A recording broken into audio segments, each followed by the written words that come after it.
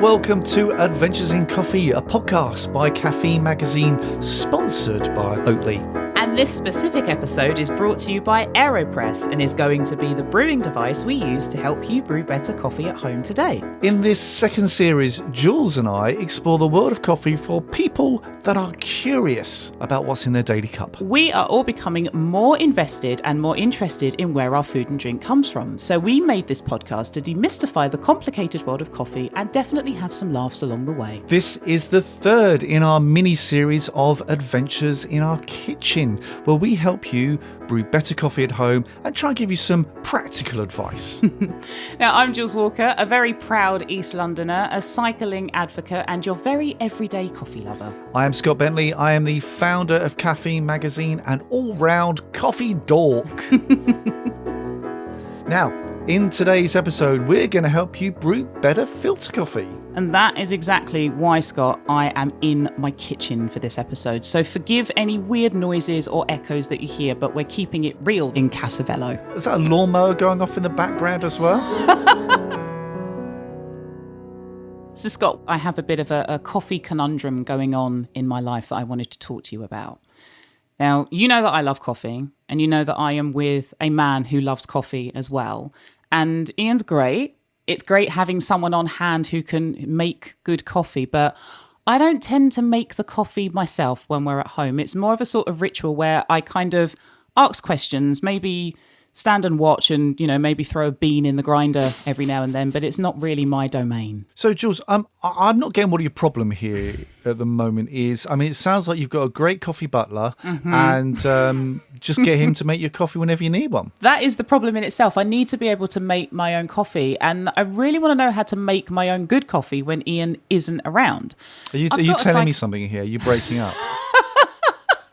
I'm just making sure that I could have a good backup for when... No, we're not breaking up. Here's the thing. I have plans to go on a cycling trip without Ian, which is controversial. But I want to go on a trip, and I actually want to be able to have great coffee when I'm out and about on this bike packing trip as well. So as soon as I'm not going to have my bean butler next to me, I need to know how to be able to do this myself. So, Jules, we decided to make this episode really because I wanted to show you, and our dear listener, of course, the 3 things that you can tweak to make a cup of coffee perfect for your taste. So what are these tweaks? The first is how much water we're going to use in your coffee. Then is the heat. So that's how hot is this water going to be that you're brewing with. And lastly, the time, how long you leave this brewing for.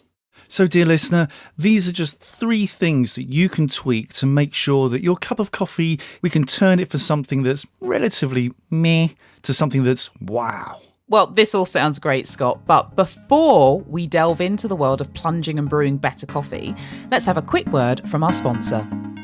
And here is a sustainability hack brought to you by Oatly. Jules, I know I keep going on about this, but we need to talk about Mama Velo's cooking again.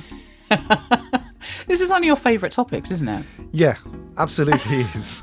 When Mama Velo does one of these cookouts, are there any leftovers? Oh, God, yes. There's absolutely loads of food left over at the end of one of her cookouts. Right. Well, our very good friends at Oatly have given us a sustainability hack, and that is to make sure you leave your leftovers to cool down before you put them in the fridge. And that makes perfect sense because your fridge has to work so much harder to cool down hot food if you pop it in there.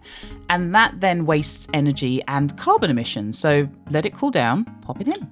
I've got another way to save energy, another fantastic sustainability hack. Go on then. Why don't you just call me when you've had your dinner and then I'll cycle over to you and those leftovers can just go in my belly and you won't have to put them in the fridge. You save even more energy. So considerate for you. I love how forward thinking you are with this. And I love the fact that you are prepared to cycle across London for a plate of my mum's food. So I shall hold you to that. It's all for the environment, babes.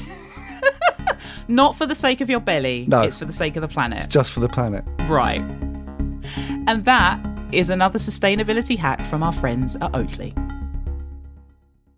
So Aeropress have very kindly sent me 2 of their brewers so that I can brew up hopefully a very good cup of coffee with it. But I have never, and I repeat, never used an Aeropress before in my life. So what's so good about an Aeropress, Scott? I used to use them a lot when I was a freelance designer. Okay. The amount of comments I've had people as I've been grinding coffee beans in a kitchen, these various different places, and they're like, "Why are you grinding pepper?" I'm like, no, these are coffee beans. Oh, what's that there? It's like, it's an Aeropress. Oh, what does that do? It starts conversation. It's easy to understand why. Essentially, an Aeropress is like a large plunger with a paper filter at the bottom of it. All right then, Scott. I'm in the Velo laboratory, otherwise known as Jools' kitchen. What am I actually doing with this? Yeah. We are going to start with the Aeropress recipe that you will kind of like find on their website. So we're going to brew up their Espresso Style recipe. Okay, cool. Got it. So you're going to need a sturdy mug. Check. Paper filter in the cap. Yep. Twist and lock the cap into the bottom of the Aeropress. Locked and loaded. Whack it on the mug. Whacked. Boil that water. Boiled. Grind up and pop a rounded scoop of coffee into the Aeropress. How fine, Scott? Medium grind setting, like you'd use for a pour over. 1 rounded scoop. Done. Shake that so it's nice and level. Coffee. Levelled. Top up the boiling hot water in the kettle with an extra quarter of cold tap water. Scott, water set at 80 degrees. Jules, you'll see there's 4 numbers on the side of the Aeropress. Fill it up to number 1. Number 1, filled. Grab that stirrer and stir for 10 seconds. We are stirred. Now grab the end of the Aeropress and just push it in gently so it sits on top. Sitting on the top. Now press down gently. Right, I'm going. It's getting lower. Keep going. It's getting lower. All the way. Scott, I am plunged. Excellent. Right, here's the good bit. Take your Aeropress over to your bin, unscrew the cap, push the plunger, and the puck will just pop out. Popped out and binned. Give it a quick rinse. I've rinsed the tip. Right. You should have a great cup of coffee in front of you there, Jules. I do indeed. It smells incredible. I'm really proud of the fact that I've made a cup of coffee. So Yay! Go Jools. Go Jules. Right. What do you think of your first cup of coffee, Jules? I'm surprised at how smooth that's come out. Does it feel quite thick? It feels like it's sort of coating my mouth in a good way. Is it weird to say that it tastes a little bit like some kind of liqueur? But it's fruity at the same time. And there's something apricot-y about it as well. Well, however good it may be, Jules, should we see if we can make it even better? I am up for that. Right. I want you to repeat what we've just done. And we're going to change one thing and one thing only. And that's just how much water we're using. So we're just going to use more water. More water. So whereas before we asked you to fill the water up to number 1, this time I'm going to get you to fill the water up to the top of number 3. Cool. Jules, you should have 2 cups, 2 Aeropresses, the same amount of coffee in each Aeropress. For the first Aeropress, I want you to fill it up to number 1. And for the second Aeropress, I want you to fill it to number 3. Oh, Scott, if you could smell this. Right, let's stir them both for 10 seconds. 1, 2, 3, 4, 5, 6, 7, 8, 9, 10. Scott, I am plunged. I am double plunged. Awesome. Okay, I've popped them off in the bin, and I've just got to say, the speed and the ease to clean these is incredible. If you think about how much hassle and effort that you have to do with a French press, this just is like, it's just so easy. Okay, Jules, you've got 2 cups of coffee there. Taste them side by side. Okay. The first one I'm going to try is the one that was filled up to level 1 on the Aeropress. Oh, Scott. Oh, Scott. That's very nice. I'm going to hop on to the second one now. So I'm going to taste the difference. So this is the one that was filled up to number 3 in the Aeropress. Oh, okay. I'm already tasting a difference between the two. And the first thing is the texture. Absolutely. That's immediately different. The second one that we've done, where I filled it up to number 3, it's the same coffee, but it's completely different. What are you tasting that's different? So there's still the hint of the apricot that I got the first time round with number 1, but now I'm tasting nuts with this one. Wow. So almost Sounds like great. hazelnuts, like a sort of Christmassy hazelnut taste is what I'm getting from this one. It sounds like you can pick out more things in number 2. Like the first one may be a bit too dense that you couldn't kind of like look into it all, whereas the second one feels like it's like pulled apart a bit more, and you can taste more of what's in there. Adding more water opens it up. So Jules, they both sounds pretty amazing coffees. Which one are you kind of more drawn to at the moment? This is a tough one, but I'm gonna say the second one. The one that we've done up to 3. They're both delicious. 2 banging cups of coffee. I think it's just the need for having maybe a longer and lighter coffee would be quite nice. Okay, Jules, I'm glad you like that second cup of coffee. We're going to use that as our template moving forward. So we're going to do that again. We're going to do 2 cups of coffee, 2 Aeropresses here, both up to the number 3 line. But this time, one of those waters is going to be boiled to 100 degrees. And the second one is going to be up to 80 degrees. So the only difference here is going to be the temperature of the water. Okay, let's go. Right, Jules, you've got 2 delicious coffees there. I just want to mention one thing. This is one of the reasons why I love this brewing device. You can do things like this. You can change the temperature of the water. You can't do this with automatic drip machine. Yeah. You can't do that.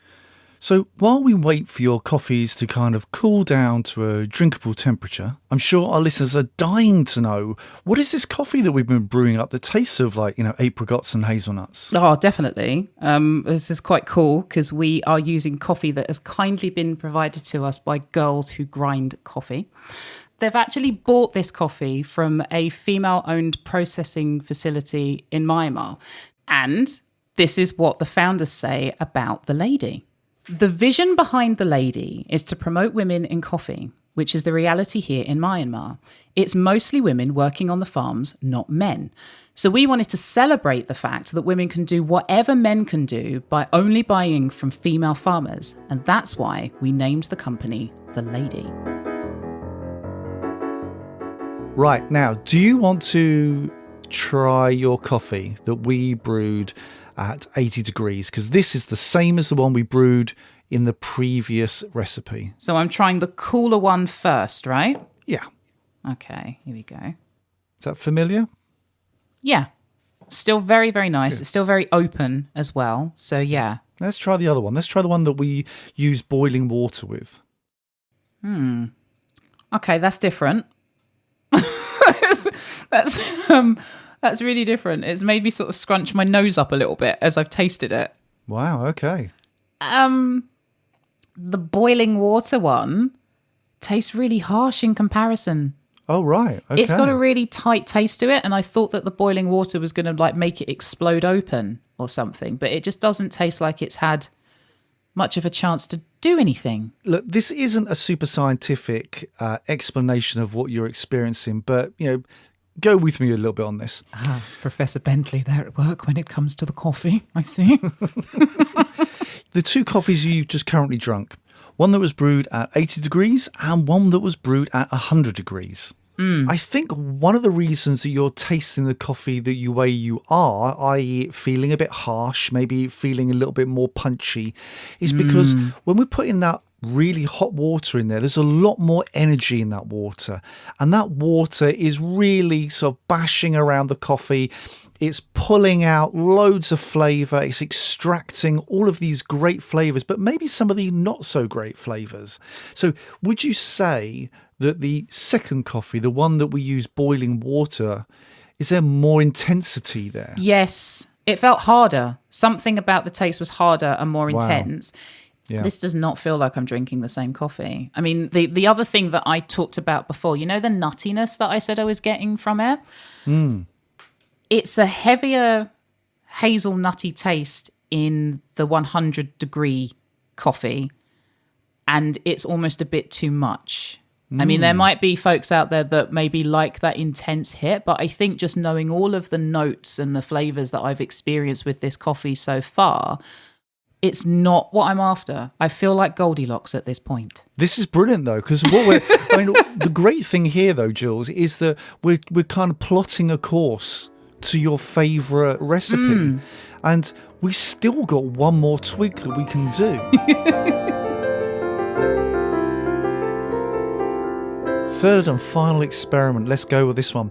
Should have 2 AeroPresses in front of you. So we're using 1 scoop of coffee, 80-degree water, and we're filling these up to the level 3 in both of these AeroPresses. But there is one difference. So for the first one, we're going to stir for 10 seconds and plunge immediately, like we've done with all of the others before. But the second one, again, we're going to stir it for 10 seconds, but then we're going to leave it for 1 minute before we plunge. Okay then, Professor Scott. I've got the 2 coffees in front of me in Jools' coffee laboratory. Okay, Jules, taste again your favourite coffee so far. Yeah, we're still in a really good space with this one, Scott. This is still joy, so I'm happy. Let's see if we can bring you a little more coffee joy, though. Let's try our second brew. Now, this is the one that we brewed for a minute before we plunged it. Here we go. This is a wild ride. This is the same coffee, and this is just, in the nicest way, this is very bizarre how much this is changing. Great. Okay. It's a lot stronger. And it's become heavy. Does it feel maybe like you've turned the saturation up to 10 or something? Yeah, it's really punchy. I keep on going back to hazelnuts, which is making me sound like a squirrel. I understand. But it's the nuttiness feels like it's gone up a notch as well with this. For the longer brew time, it's not as fruity anymore. So, earlier on I was talking about getting the taste of strawberries. Then there was this interesting midpoint where like apricots started to creep through, and then there was a hint of nuttiness. It's just gotten more intense. That's kind of cranked up now. So it's more nutty than anything else, and it tastes darker. The mouthfeel, this feels like it's now going back a step to how the previous ones that we had done before felt like it was coating my mouth more. This now feels like my mouth is being coated by this too. So Scott, I've got to know, why does brewing it for longer have such an effect on the flavour? Well, I mean, as we worked out earlier, I'm no professor, so I'm not going to try and kind of baffle you with science. But essentially, when you grind the coffee, there is a surface area of what the water comes in contact with. And the longer that water is in contact with that coffee, the more it will extract. So essentially, leaving it in there longer, much in the same way as a tea bag, you leave it in there longer, it has more time to extract more flavour. So, Jules, are you feeling now that you can brew this coffee how you like it on your own without any other help? Hand on heart, yes. I great. now have the option of making a cup of coffee exactly the way that I want to. And I also have the option of having fun discovering how to make that cup of coffee how I want it as well. So if you wake up and you're after a short, punchy coffee, you can make that immediately. And if you're after a long, smooth, mellow coffee, you can make that too. Absolutely. I'm armed with the tools to do it. And we haven't even talked about changing your grinder setting either, have we? But we'll leave that for another episode. Scott, you've helped me find my perfect Aeropress coffee, but that begs the question, seeing as you're so good at this, what's your ultimate or favourite Aeropress recipe? Like, what's your thing? Well, I wouldn't say I've got the perfect recipe, but I've got the perfect recipe for me. I generally use about 12.5 grams of coffee, and I will weigh 220 grams of water. Okay. I will let that then sit for a minute, and I will then plunge, and it'll take me like 30 seconds to plunge that. But I actually use boiling water. I think my recipe is probably closer to the second recipe that we did. Okay. And that's kind of what I like to do, but with a minute stand time. So I like my coffees quite punchy. Have I spoken to you about the sweet shop analogy before, Scott? Tell me your sweet shop analogy. So my sweet shop analogy is this. I go to my sweet shop and Tom, who is my local sweet shop keeper, has an amazing selection of sweets for me. So I've got my jawbreakers, or I've got my cola bottles, or I've got my gummy bears or whatever. They're all ready and I can choose from that. But Tom's already chosen for me what he thinks is the amazing selection of sweets that I'm going to go away with. But if I could get to the warehouse, say, for instance, where he gets the sweets from, I would have more choice and more to play with. So if you're able to get your own beans, grind them up in your kitchen, play with something like the Aeropress, you can choose all of the sweets that you want because the option is now yours. Can you get me some jelly snakes while you're there? Yeah, I'll try. Do you want some fizzy cola bottles too? Oh, absolutely. Jools, it was an adventure as usual.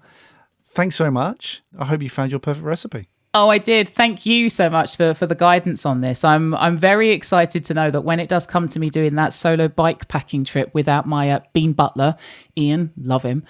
I was actually checking the Aeropress Instagram page and came across the Aeropress Go that they do. And I'm probably going to end up taking that with me when I go on my bike packing trip. Now, ordinarily, this is where I'd say roll the credits. But we have a big announcement to make. yes, dear listener, do you remember those bad old brew days? Before you found us, before we started pouring these lovely episodes into your ears?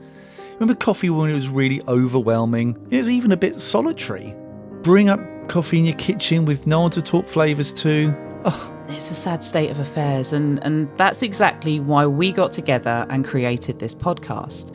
Now, we wanted to be your companion on this journey, and we wanted to bring the absolute joys and highs of coffee to you. that's right. And it's been almost a year now, and we're just about to start doing season 3. And you know what? We want to be even more adventurous. We want to continue to build upon the fantastic community that we have out there. And to help us get there, we set up a Patreon. It's essentially a platform where you can support the creators that you love. It helps keep our lights on, and you get to shape the show even more. You can join for as little £3 a month, and you can get things like discount codes, you get shout outs during the credits. And there's one that I don't think Scott wants to talk about No, too let's much. stop there but now, Jules. Coffee Auntie Jools is going to talk about this. It's the fact that you, dear listener, will get the chance to topple Scott. And I'm talking about you being crowned the king of caffeine or the empress of espresso. It's the fact that we're going to get Scott to doff his cap to you in the credits of each episode and bow down to your coffee greatness. This is true. I will get off the throne and bow before you on the show. So if you want that, and there are many other perks as well, go to patreon.com/Adventures in Coffee. That's patreon.com/Adventures in Coffee. Let's now roll on to the actual credits. This podcast was produced by James Harper, the creator of the coffee podcast Filter Stories. And he also wrote and plays the piano music that you hear in the background. You can also help others find the show by leaving a review on Apple Podcasts. And if you do that, it does tell the algorithm that this is a good show and that more people should listen to it. And of course, there is the joy of being able to follow us all on social media. So you can follow Caffeine Magazine on Instagram. So that's Scott at Caffeine Mag, myself, Jools at Lady Velo, and James Harper at Filter Stories Podcast. And also go and check out Aeropress's Instagram feed where you'll be able to see our recipes. And that's linked in the show notes. Now, in our next episode, we are exploring the world of pods. Boo. Hold your horses, young man. Now, should you buy a pod machine for yourself or for your uncle or your auntie at Christmas? You know the answer's no. Scott, that is not, I repeat, not the answer at all. Because we're actually going to investigate pod machines in this episode, every which way to help you, dear listener, make up your own mind. Jules, you better prepare for the showdown of the century. But until then, we will see you soon.